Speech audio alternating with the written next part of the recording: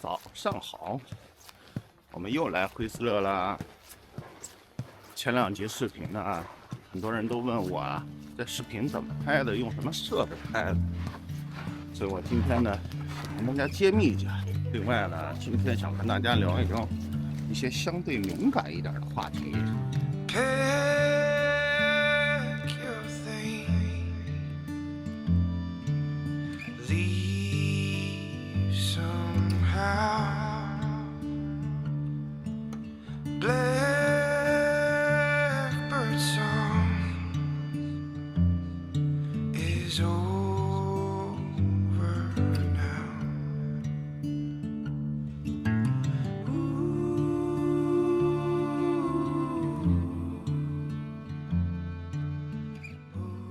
因为我频道里的观众呢，有很多都是不滑雪的人，问大家一个小问题让大家猜一下。这个问题呢，就是滑雪的人最喜欢什么样的天气？好，给大家几秒钟想一下首先，不滑雪的最多的人猜应该是下雪天，你们猜错了，肯定不是下雪天。当然，最不好的天气呢，就是大雾或者大风的天气，因为那会影响滑雪的人的视线，那既不有利于欣赏风景，更不有利于判断脚下的雪情，有的时候甚至是蒙着滑的，就是脚下的高高起起伏伏的，不是靠眼睛来判断的，而是靠脚下的感觉来判断的。当然，很多滑雪的人喜欢的天气应该是蓝角日，尤其是头一天下了很厚很大的雪，很粉的雪，那第二天是晴天当然这是一部分或者是一大部分，那还有一部分人就不在乎天气，那最好永远阴天，因为在加拿大的温哥华呢，气温是比较高的，如果太阳一出来的话，中午的时候雪质会变得越来越湿，那么这样就会导致雪况越来越差。所以呢，有很多人是不希望出太阳的，最好永远阴天。所以呢，看你想要什么。如果你只关注于雪的话，当然你希望永远不要出太阳。如果是还想欣赏美丽的风景呢，那最好天气能够晴朗。当然，这只是针对于温哥华，因为温哥华的温度呢比较高一些，没有北海道和科罗拉多那么低，所以呢，天气有的时候会影响雪质。所以不同的人会有不同的倾向。Melody 昨天问为什么不同的天要带不同的雪镜或者一个人为什么要买那么多的雪镜呢？因为不同的天气和不同的视线下，不同的雪镜的表现是不一样的。那像阴天有雾或者是下雪刮风的时候，更加透明的雪镜呢，有助于视线。但是如果说阳光特别充足的情况下，那雪镜最好暗一些。那这样呢，对于预防紫外线的干扰呢，会更好一些。但是呢，有的时候像惠斯勒一样，你在山下到山上的时候，并不知道天气会怎么样，或者中途滑雪的时候，天气也会在变化。所以有的时候也是相对而言。And where down we go, go, go, go, go. Where down we go, go, go, go, go. So where down we go, go, go. Way down we go. Whoa, you let your feet run wild. Time has come as we all go down. Yeah, but for the fall, my heart. 现在呢，就是下雪的状态，雪呢还不算是特别大，但是有些地方有风，有些地方没风。有风的地方就会这个雪打在脸上，脸上哪怕是露出一点点的小缝隙，也是非常要命的一件事情。所以正像有句话讲，叫穷穷在寨里冷冷在风里不知道大家知不知道惠斯勒的拥有者，也就是老板是哪里的？那其实在2016年之前，惠斯勒度假村还是一个加拿大独立的公司运营。在2016年以后，美国的威尔公司就100%的收购了加拿大的惠斯勒公司。那么威尔度假村呢，也是在美国非常有名的一个滑雪度假村，总部位于科罗拉多州科罗拉多州也是美国滑雪圣地那不仅在科罗拉多州，威尔公司拥有几个滑雪场，甚至在全球都拥有特别多的滑雪场，包括澳洲啊、欧洲啊、日本啊都拥有滑雪场。那其中在美国其他州拥有的滑雪场有很多也是非常出名的，比如犹他州的Park City 啊，加州的太浩湖的 Heavenly 啊，这些都是威尔公司旗下的滑雪场。聊点敏感的话题。前一段时间大家也知道，为了特朗普的第51个州的事情啊，加拿大很多的民众啊很生气啊。那加拿大的民众到底是如何想的呢？我也分享一下我自己的想法。在抵制美国商品的时候，Melody 问我，你要抵制惠斯勒滑雪场吗？因为它是美国公司。我说我不要抵制。其实我向来都讨厌抵制这种事情了。早年抵制日货的时候，我就觉得很讨厌、很低级。发泄这种不满情绪呢，也是可以理解，也尤其是作为可以说是美国最好的朋友，甚至以兄弟相称，并肩作战啊。那么在全球呢，各种领域啊，都全面的跟美国保持统一的价值观啊，也是一个非常难得的好邻居。所以诞生了美国和加拿大长达6000公里不设防的一个边境啊。那可以跟大家分享一下数据啊。加拿大确实有一部分人是愿意并入美国作为第51个州的。那数据显示呢，加拿大有10%几的民众是对这种想法持有积极意见的，尤其是以 Alberta， 也就是大家熟悉的班夫国家公园所在的这个省，以及其他2个草原省呢，他们的支持并入美国的百分比都非常高。那像我们温哥华所在的 BC 省呢，意识形态相对偏左一些，那这种支持度呢，相对就不是特别高。那么绝大多数的加拿大民众呢，对这种观点呢，基本上就像是感觉一个亭亭玉立的少女被一个抠脚大汉卡油了，猥琐了一下，基本上呢也就相当于特朗普用技巧1分钱不用花让全美国的人民 happy 了一下而已，并且他也表示武力征服加拿大的可能性是不存在的最多也就用经济胁迫一下。因为武力呢来讲呢，加拿大也不算是一个非常小的国家了，毕竟有4000多万的人口，而且也是一个拥枪合法的国家，也是战斗的民族第2次世界大战的时候，加拿大当时人口只有1100万，可是加拿大动员了110万的人走上了战场，也就是相当于每10个人就有1个人穿上了军装，开赴到亚洲欧洲跟美国人一起并肩作战。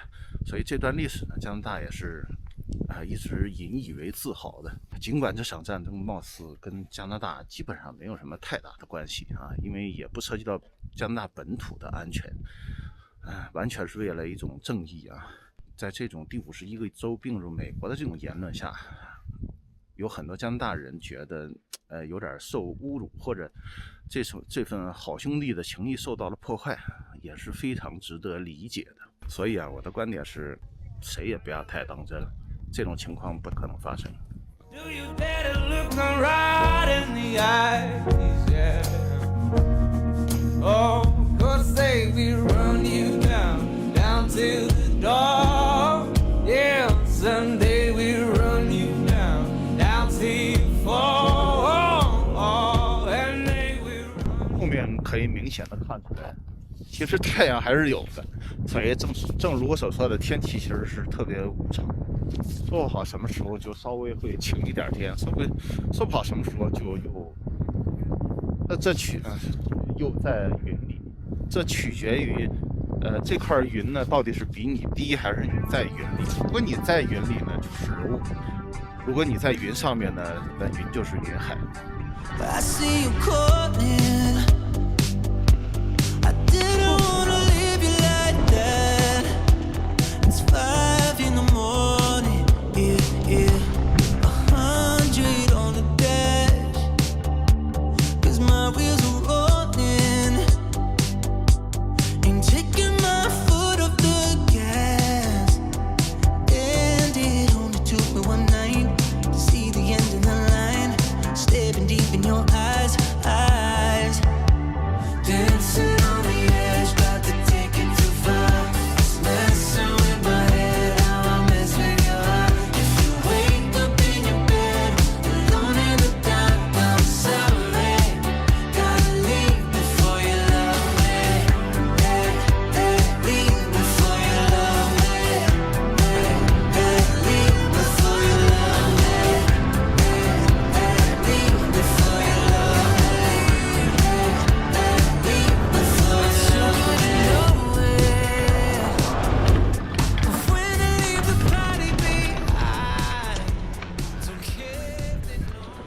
这2期视频呢，不断有人问我用什么设备拍的这些风景啊。设备很简单，就是一个 iPhone 手机，而且还是老款。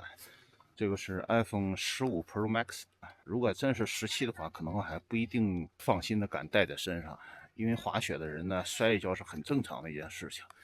可是如果不相应的话，就会把苹果的手机屏幕摔坏，或者是我也见过从缆车上把手机掉下去的。因为有很多视频，有人问我是无人机拍的吗？不是无人机，我只是在模仿无人机在缆车上拍的。那所以有的时候缆车上掏手机呢，一不小心掉下去也不是没有见过。而且也有人问我是不是拿的那种摄影机来拍的。那摄影机呢，我是不敢拿上山的。我也见过有专门的人拿上山来拍东西，但是这种人通常基本上就是为了拍东西，而不是为了滑雪，因为这种设备放在身上实在太脆弱了。那动辄就是上万人民币、几千加币的贵重的物品啊，滑雪背在身上肯定是不放心的。通常有很多人背着包的情况下，也都是拿一些随身物品，至少是抗摔防摔的。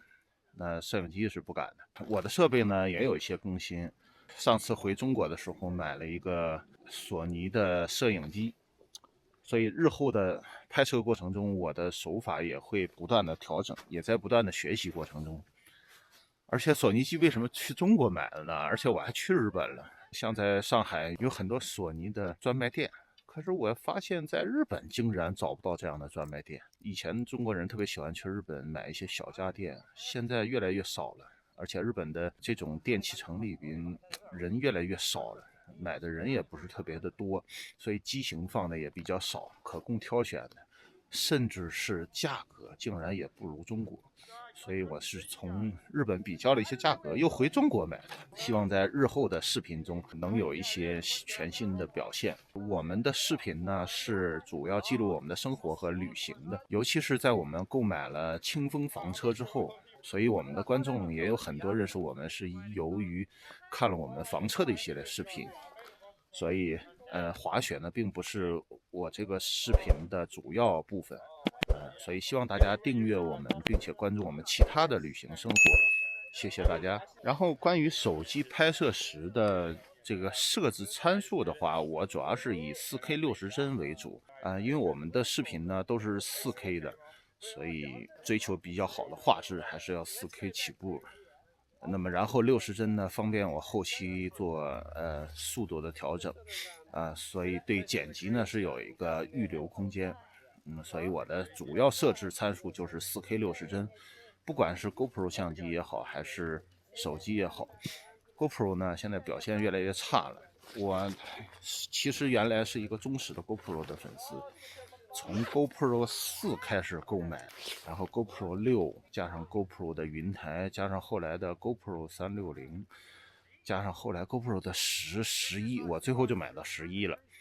那么再买，我相信我会考虑大疆，因为目前我感觉大疆的产品真的是完爆 GoPro， 从价格上又比 Insta 会好一些。如果现在让我重新挑选运动相机的话，我会考虑大疆的 Action 系列，尤其是刚刚出了 Action 6，它的电池在寒冷的情况下，会表现的好一些。我现在手持的设备是 DJI Nano， 也就是新出的大疆的拇指相机，然后后面会考虑入手一个 Pocket 4，也就是口袋相机，那么方便我们平时记录一些生活。然后我的拍摄手法呢，跟别的滑雪的人拍摄的手法不太一样，这就是大家看我的视频可能感觉有些人说，哎，画面看起来很美，因为这取决于你的着重点放在哪里。那么有些滑雪的人做的 vlog， 他们侧重点在于展示自己的滑雪技术，或者是想把自己滑雪的这种兴奋点展示给大家，所以他更着重于拍摄自己和自己的状态。那么我呢，滑雪只是业余部分，不是滑雪教练，甚至比起我的有些观众来讲，我还算不上资深滑雪者。上期视频就有人回应我说，他就是66岁了仍然在滑雪，而且滑了10多年雪的人。那么 Melody 还说这个观众非常的厉害，他特别佩服，因为这意味着他在50岁左右才开始学滑雪。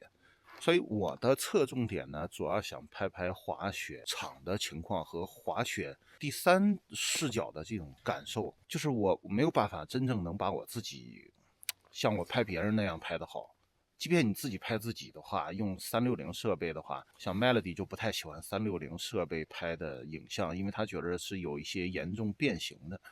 我个人也是有一点点这种感觉，所以我更想用细微的角度观察到整个滑雪场某一个角落能触发我，让我记得住，留下这份回忆的东西，然后顺便把它展现出来。因为以往我们去过很多地方旅行，都只记得住那种感觉，都只能用一些苍白的语言来形容，可是画面感却没有那么大的冲击力。所以呢，就是想把这样的滑雪氛围，包括一些细节的东西给记录下来，并且分享给喜欢追求审美的这样的观众。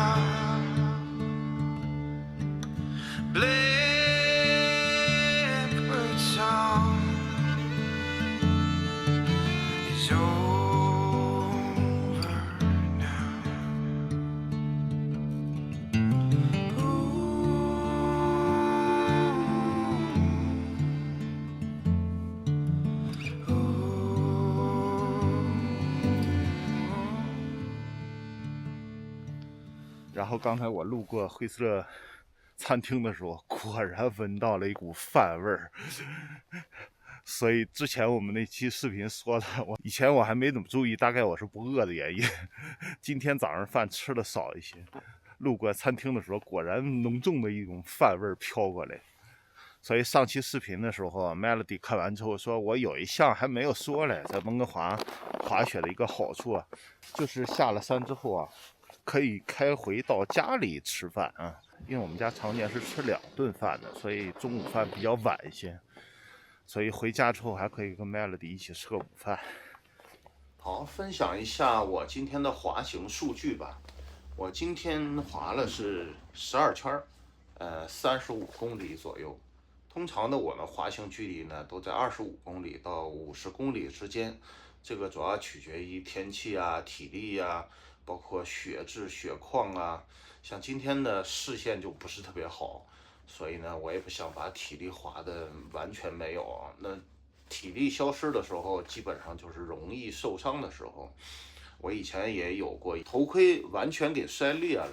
所以顺便也可以提醒一下滑雪的人，一定千万不要学着那些耍酷的人，头盔是一定要戴好的啊！这个关键时候真的是保命。好，我们下期节目见，谢谢大家。